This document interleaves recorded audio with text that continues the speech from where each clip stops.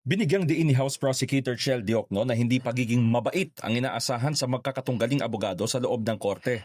Tugon nito ni Diokno nang matanong hinggil sa kanyang assessment sa demeanor o naging asal ng defense team sa prosekusyon matapos umapela ng kabaitan sa impeachment trial ni Vice President Sara Duterte. Sa pulong balitaan, ipinaliwanag ni Diokno na bahagi ng courtroom conduct ang respeto, decorum at tamang pag-uugali. Litigator anya siya sa loob ng mahigit 30 taon at halos lahat ng korte ay napuntahan na niya kaya hindi maaaring iapela ang gentle treatment mula sa kalaban. Ang importante ay masunod yung court decorum and proper court behavior. So, respect. Ang pinaka-essence ng court decorum talaga ay respeto. Respeto sa judge, respeto sa kalaban. At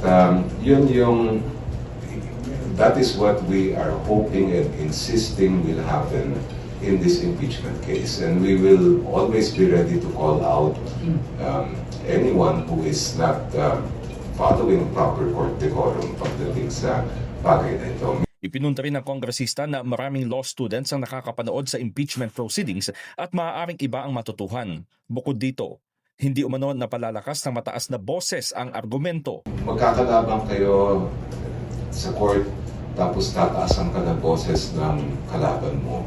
I don't think that's even necessary in court. Ang kailangan lang matibay yung solid ang argumento mo. Hindi naman pataasan ng boses ang court hearing.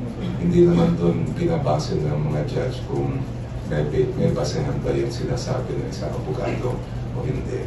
Pangalawa ay respeto din sa witness na we should never interrupt a witness while they are speaking. May tinanong ako sa witness, nagsasalita ang witness, hindi ko pwede siyang pigilan. Iintayin ko dapat, out of respect, yung sasabihin kabuuan ng testigo, and then I can respond appropriately.